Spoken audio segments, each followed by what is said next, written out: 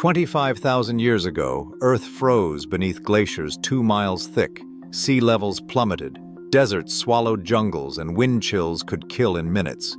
Yet humans didn't just survive the Ice Age. They engineered warmth, built mammoth bone homes, and thrived where extinction seemed certain. How did cavemen conquer a world designed to end them? The truth behind their triumph is far stranger and more urgent than you have ever imagined. Beringia stretched for 1,000 kilometers, a grassland corridor where the continents of Asia and North America met as one. During the last glacial maximum, this exposed plain was neither buried under ice nor lost to forest. Instead, it formed a vast, open steppe, an unbroken highway for life on the move. Mammoth herds, reindeer, bison, and wild horses grazed on tough, wind-blasted grasses, their migrations drawing wolves, lions, and humans across the endless horizon. Pollen samples taken from lakebeds and ancient soils reveal a landscape dominated by resilient sedges and grasses, not tundra moss or thick forest. This ecosystem, sometimes called the Mammoth Steppe, held more biomass than any modern grassland. Faunal models suggest that at its peak, Beringia supported some of the highest densities of large herbivores ever recorded. For humans, this meant abundant food, but also constant exposure to the elements. There were no trees for shelter or firewood. Winds swept across the plain, dropping temperatures far below freezing. The land bridge itself, now hidden beneath the Bering Strait, was up to 1,000 kilometers wide at its broadest. It connected Siberia to Alaska, allowing not just people but entire ecosystems to cross from one continent to another. Genetic evidence and archaeological finds confirm that humans moved along this corridor in multiple waves, following the animals and the seasons. The open steppe offered rich hunting, but demanded new strategies for survival, mobility, cooperation, and the ability to adapt quickly to shifting resources.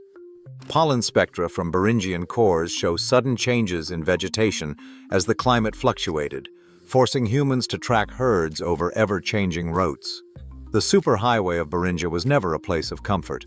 Instead, it was a proving ground for ingenuity. Here, the need for reliable shelter, clothing, and tools became urgent. Every kilometer of exposed grassland posed a new challenge, but also offered the resources, bone, sinew, hide, and stone, that would drive the next wave of human innovation. For those who crossed Beringia, the open steppe was both a lifeline and a test, shaping the path of human survival across continents. Wind swept across the Ice Age steppe with a violence that defies modern imagination. Even on days when the sun hung low and bright, the air itself could kill. Wind field models built from glacial reconstructions show that the open plains of Beringia and Siberia funneled Arctic gusts for hundreds of miles, stripping away body heat in minutes. In the depths of winter, the wind chill regularly plunged below -40 degrees Celsius, cold enough to freeze skin in seconds and to freeze lungs with every unprotected breath. There was no shelter from the elements in the open. Trees were almost non-existent. What little wood drifted in from distant forests was quickly scavenged. The grasses that covered the land offered no protection, bending flat beneath the relentless wind. At night, temperatures could drop even further, and storms swept across the horizon without warning, turning the world into a whiteout. In these conditions, exposed flesh would blister and blacken in less than an hour.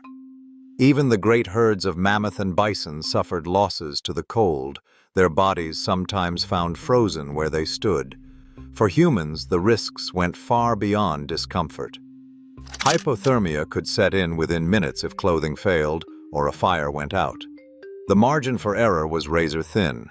A torn hide, an open seam, or a lost mitten could mean death before morning. Archaeological evidence from wind-exposed sites reveals abandoned campsites and scattered tools, suggesting sudden weather shifts forced people to flee or risk being trapped. Wind chill data reconstructed from ice core and sediment records confirm that these extremes were not rare events. They were the rule for months at a time. The cold was not just a background hazard, it shaped every decision, from how far a band could travel in a day to how much food they could carry. Even hunting strategies changed. People learned to stalk prey with the wind at their backs, using gusts to mask their scent and sound, but always risking exposure if caught too far from shelter. The pressure to innovate was constant. Without technology, without protection, the human body was simply not built to survive these conditions. Every breath, every step, every night spent outside was a gamble against the cold. The need for something more, a way to insulate, to shield, to endure, became a matter of life or death. A single sliver of bone, drilled and polished, changed everything about life on the Ice Age steppe. The eyed needle, no bigger than a pinky, first appears in the archaeological record around 40,000 years ago. At sites like Yana RHS in Siberia and Sungir near Moscow, these tools show the wear of hundreds of stitches, their eyes grooved from sinew thread pulled again and again. This was not a simple awl or punch. For the first time, people could sew tight, overlapping seams, joining hides edge to edge, locking in warmth where a loose pelt would let the wind slip through. The real revolution was not just in keeping out the cold, it was in how garments could be engineered. Proteomic analysis of burial clothing from Sungir reveals layers of reindeer hide, trimmed with wolverine fur at the hood and cuffs. Sinew threads extracted from the legs of reindeer gave strength and stretch to every seam. Some garments even included inner linings of plant fiber, likely nettle or bast, for breathability and comfort. Stitch patterns preserved in mineralized seams show running stitches, overcast edges, and whip stitching, methods designed for waterproofing and durability. Each piece could be tailored to the body, with sleeves, leggings, and hoods assembled from separate panels. Experimental reconstructions using these ancient techniques reveal just how effective Ice Age clothing could be. When fitted garments are layered, fur side in for warmth, hide side out for wind resistance, the difference is visible on thermal cameras. Heat loss drops dramatically, even at -30 degrees. Folded seams oversewn with sinew keep out melting snow and freezing rain. The result is a portable microclimate, a house worn on the body, able to withstand the open steppe's worst gales. This work required skill and patience. Needle caches and unfinished garments found at Kammern-Grubgraben and Yana hint at a division of labor, with some individuals, likely women, serving as master tailors. Miniature needles and small scraps suggest that children learned by doing, apprentices guided by experienced hands. The process was slow.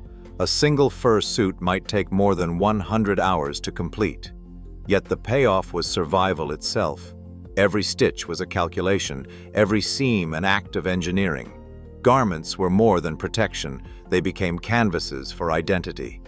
At Sungir, burial clothing was sewn with thousands of ivory beads, each one placed by hand. These were not just functional objects, but statements of skill, belonging, and memory. The needle, simple as it seems, unlocked a world where humans could shape their own fate, stitch by stitch against the cold. At Mezherik, on the windswept plains of Ukraine, the remains of mammoth bone houses speak to an engineering mind at work. These shelters, some spanning up to 6 meters in diameter, were more than heaps of scavenged bones. They were deliberate, communal constructions. Builders selected the heaviest elements for the foundation: mammoth skulls, pelvises, and jawbones, each weighing hundreds of kilograms. These formed a circle on the frozen ground, anchoring the structure against the relentless wind. Long bones and tusks rose from this base, arranged in arcs and domes, with their placement not left to chance. Frontal bones faced inward, tusks anchored the entrance, and walls were reinforced with vertebrae and scapula, stabilizing the perimeter under the weight of hides and snow. Archaeologists have mapped these houses with precision. Site plans reveal post holes and sockets, evidence of vertical bone settings and careful load distribution. Some dwellings show retaining walls built from stacked mandibles, columns engineered to hold the structure steady through storms. The logistics alone required coordination, teams hauling bones across the open steppe, dragging them on sleds or rolling them over the ground. Construction likely peaked in late spring or summer when the earth softened and resources were plentiful, but evidence of repairs and resurfaced floors shows these houses were maintained, not abandoned after a single season. Inside, the engineering continued. A central hearth, ringed by low bone or stone walls, became the heart of the house. Thermal models and experimental reconstructions reveal that, with the dome sealed in hides and the fire burning, temperatures inside could stay above freezing even when the world outside dropped to -20 degrees Celsius. Layers of ash and compacted earth on the floor insulated against drafts and sealed out moisture. Some houses featured multi-layer walls, bone on the outside, then insulation of grass or moss with an inner skin of hide. This envelope trapped heat, slowed wind, and created a stable microclimate for families and gatherings. Heat management on this scale was intentional design, not luck. Entrances stood out, often framed by paired tusks or upright bones, sometimes marked by deposits of red ochre or carved ivory. Floor plans show distinct zones, a central fire, clusters of tools, storage pits, and spaces for food processing. The scale and complexity of some structures hint at communal use, perhaps for ritual or seasonal feasts. Radiocarbon dates place these houses at the coldest edge of the last ice age, between 18,250 and 17,760 years ago. Spatial analysis suggests multiple family units gathered in clusters, sharing labor and warmth, then returning to rebuild or repair as conditions changed. Communal life made maintenance possible. The mammoth bone house was more than shelter. It was a feat of design, labor, astor, bow, and social organization, a monument to the builder's mind. Where the needle created a microclimate for the body, these domes scaled the same logic for the group, transforming bones of the giants into the architecture of survival. A fire built from bone and fat is nothing like a fire built from wood. On the mammoth steppe, with trees almost vanished, Ice Age bands turned to the remains of the great beasts themselves. Archaeological layers at Mezhirich and Dolny Vestonice are thick with the charred fragments of mammoth and reindeer bones, their surfaces cracked by heat and stained by carbon. Chemical analysis of these ancient hearths, using gas chromatography and mass spectrometry, reveals residues of burned marrow and fat. This was a signature of fuel chemistry far more potent than grass or brush. Burning bone is a feat of patience and skill. It takes a hot, well-tended fire to drive off the moisture and ignite the mineral-rich matrix. Once alight, bone burns slow and hot, releasing a steady blue flame. Fat rendered from mammoth, bison, or reindeer was poured into carved stone lamps or smeared on kindling, its caloric output rivaling the best hardwoods. In open, treeless country, these resources were not luxury but necessity. Calorimetry tests show that a kilogram of bone or fat can outlast and outheat the same weight of wood, especially when wind and cold threaten to snuff out weaker flames. The chemistry of survival did not end with fuel selection. Stones, sometimes pottery fragments, sometimes river cobbles, were arranged around the hearth, heated to a glow, then buried beneath sleeping platforms or packed into the walls. These heat banks radiated warmth through the night long after the flames died down. Archaeological sites preserve rings of scorched stone and layers of compacted ash, silent evidence of this early district heating. In the tight quarters of a mammoth bone house, such thermal engineering made the difference between comfort and frostbite. Fire was not just for warmth or cooking. It was the center of social life, a place where stories and knowledge passed from one generation to the next. But beneath the conversation and ritual, there was always calculation: how to make fuel last, how to keep the cold at bay, how to use every scrap of bone and drop of fat. In the end, the chemistry of fire became as much a tool of survival as the needle or the spear. Every ember was an experiment in conquering the cold. Strategy. A mammoth herd moves across the steppe, but this is not a scene of random pursuit. Ice Age hunters transformed the hunt into an act of strategy, not desperation. At sites like La Côte de Saint-Brelade and Dolny-Vestonaice, stone points and fractured bones reveal how groups worked together to channel massive animals toward natural traps, ravines, bogs, or the edge of a cliff. These were not solo efforts. Dozens of people coordinated, using noise, fire, and movement to funnel herds into kill zones. The evidence is written in the bones. Impact fractures on mammoth skeletons match the force delivered by composite projectiles, not hand-thrown spears. Game changer. The atlatl, or spear thrower, was the game changer. By extending the arm, it gave hunters a mechanical advantage. Projectiles left the hand with up to 50% more velocity, striking with greater force and accuracy at distance. Experimental archaeology confirms that an atlatl thrown dart can pierce a mammoth's hide or break a bison's rib, while keeping the hunter out of immediate danger. This technology appears across Eurasia and the Americas, its presence marked by characteristic wear on bone points and the splintered patterns left on prey. More than meat. Success meant more than meat. A single mammoth could feed a band for weeks, but the real bounty was in the byproducts. Hides became shelter and clothing, sinew provided thread, and bones supplied tools and fuel. Planned hunts.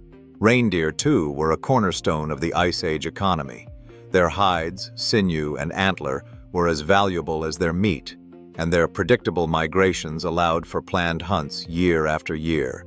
Archaeological sites across Europe are thick with reindeer remains, showing systematic butchery and processing. Evidence of a people who understood both the animals and the land. Survival here was not luck. It was physics, planning, and cooperation, honed by necessity, perfected by technology. A thin layer of ancient dental plaque can hold secrets for tens of thousands of years. When researchers examined the hardened calculus from the teeth of Upper Paleolithic humans, they found something unexpected. Tiny grains of starch, pollen, and even traces of medicinal plants. Under the microscope, these microfossils revealed a diet far more diverse than the stereotype of the all-meat Ice Age hunter. Starch granules from wild grasses, legumes, and even acorns turned up in the mouths of people buried at Brillenhöhle in Germany and Zudzuana Cave in Georgia. Some samples held fragments of yarrow and chamomile, bitter herbs unlikely to be eaten for taste, but prized for their medicinal properties. The evidence goes beyond what people chewed. Archaeological sites across Europe and Western Asia have yielded grinding stones, their surfaces worn smooth by years of use. Chemical residue analysis shows these stones were used to process roots, seeds, and grains, breaking down tough plant fibers and making starches easier to digest. Cooking, too, left its mark. Traces of heat-altered starch in dental calculus suggest that Ice Age people were boiling or roasting plants, not just eating them raw. This early food processing unlocked more calories and helped fuel the brain, a critical edge in a world where every advantage mattered. The knowledge of which plants to eat, how to prepare them, and which roots could heal or harm was passed from one generation to the next. Ethnobotanical studies point to women, especially elders, as the keepers of this wisdom. The plants found in dental plaque are the fingerprints of a culture that experimented, adapted, and remembered.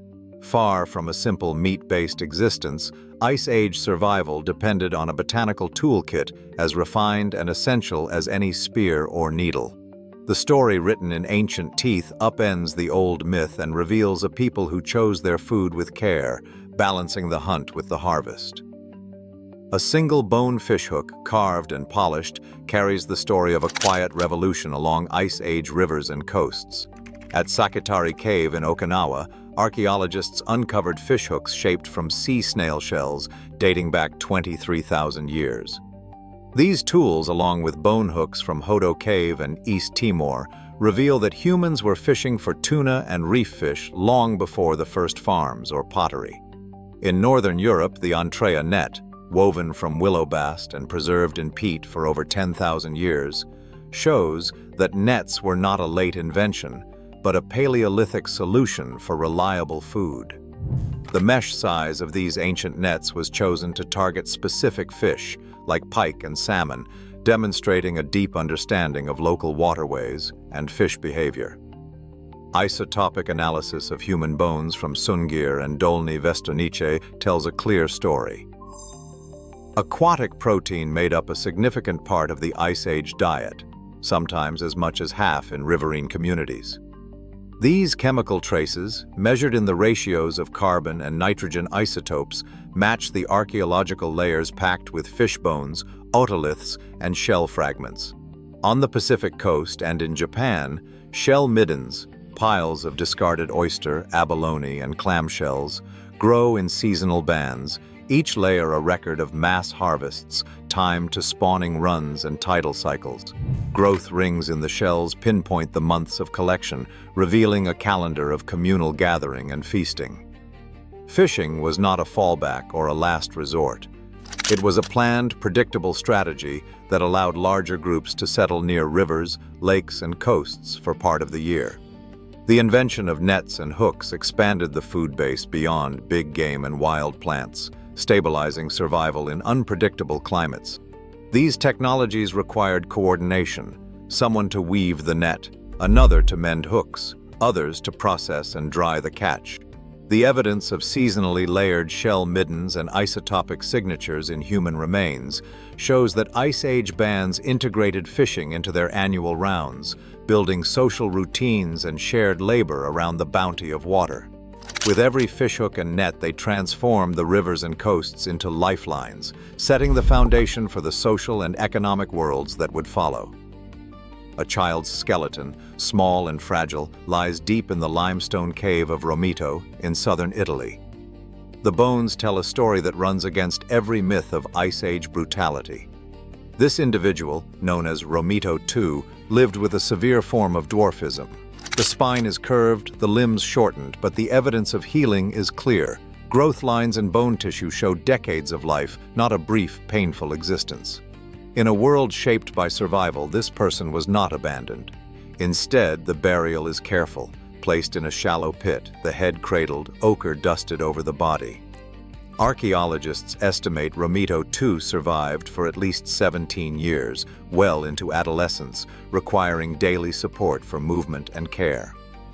Genetic and burial studies across Ice Age Europe reveal that bands rarely exceeded 25 people. Within these small groups, every member counted.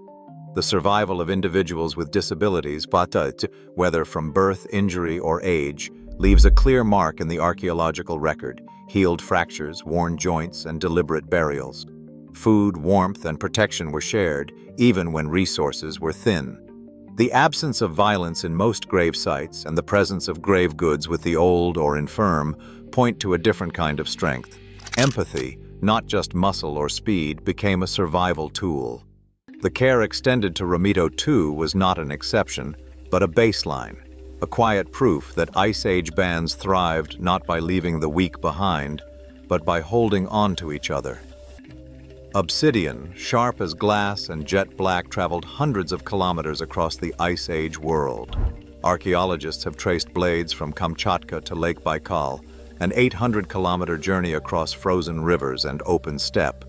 Such distances were not covered by wandering individuals, they were bridged by networks, maintained and remembered by elders who carried the knowledge of routes, seasons, and safe passage. Grandmothers within each small band were more than caretakers. They were the living archives of the group, able to recall the location of distant springs, the timing of reindeer migrations, and the healing properties of rare plants. Oral memory, not written record, buffered information against disaster. When a drought struck or herds vanished, it was the grandmothers who remembered where obsidian could be found, which bands to visit for a new needle or a special route. Geochemical sourcing of obsidian tools reveals a web of exchange stretching across Eurasia. These objects, blades, beads, pendants, moved from hand to hand, linking people separated by vast distances. The knowledge required to sustain these networks was not held by the young or the strong, but by those who had lived long enough to see cycles repeat. In a world where survival depended on memory as much as muscle, the grandmothers were the keepers of resilience, ensuring that information flowed as surely as the trade goods they carried. Deep inside the painted caves of Ice Age Europe, a silent code repeats itself. 32 shapes, dots, lines, spirals, branching trees turn up again and again from France to Spain to the depths of the Ural Mountains. These patterns are not random. Statistical analysis of cave art reveals that the same motifs appear at sites separated by thousands of kilometers and thousands of years. Some researchers believe these signs served as a kind of data storage, calendars for animal migrations, maps of water sources, or reminders of rituals to be performed when the moon was right. The walls became memory palaces, holding knowledge that no single person could carry alone. But the code was not just visual. In the darkness, music echoed off stone. Bone flutes, carved from vulture or swan wing, are among the oldest known instruments, dating back more than 40,000 years. At Geissenklosterle in Germany, fragments of flutes with carefully drilled finger holes show that Ice Age bands played melodies, not just simple notes. Rhythm and song helped synchronize movement, soothe children, and mark the passing of seasons. Music may have been a tool for teaching, a way to remember stories or hunting strategies long before written language. Together, symbols and song formed a cultural toolkit, a shared operating system that let humans survive, adapt, and pass on knowledge through generations. In the coldest world, memory became the warmest shelter. 12,900 years ago, the world lurched into chaos. A sudden plunge of cold. Greenland's ice cores hold the proof. Delta 18O values tracking a temperature drop of up to 15 degrees Celsius in less than a decade. The North Atlantic froze over. Meltwater from collapsing ice sheets poured into the sea, disrupting the great ocean currents that had steadied climates for millennia. Across Europe and Siberia, pollen trapped in lake sediments records the retreat of forests and the return of tundra. Grasses and hardy herbs replaced birch and pine in just a few years.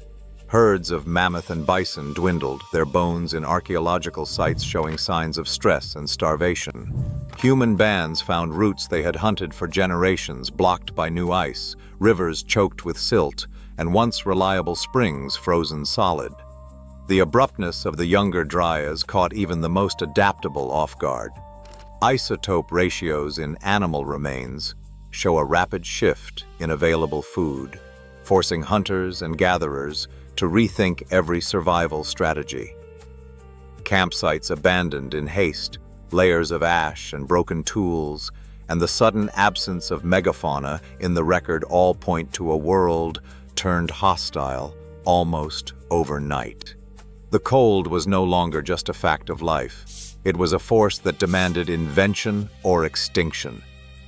Pottery first appears in the archaeological record just as the world reeled from the Younger Dryas cold. In the caves of Xianrendong in southern China, shards of low-fired ceramic vessels date back nearly 20,000 years. These were not the products of settled farmers, but of mobile hunter-gatherers facing a landscape in crisis. Accelerator mass spectrometry dating of charred remains confirms these are the oldest known ceramics, created by people who needed new ways to survive. The pots themselves are simple, fragile, hand-shaped, and often scored or impressed with basic patterns. Yet their function was revolutionary.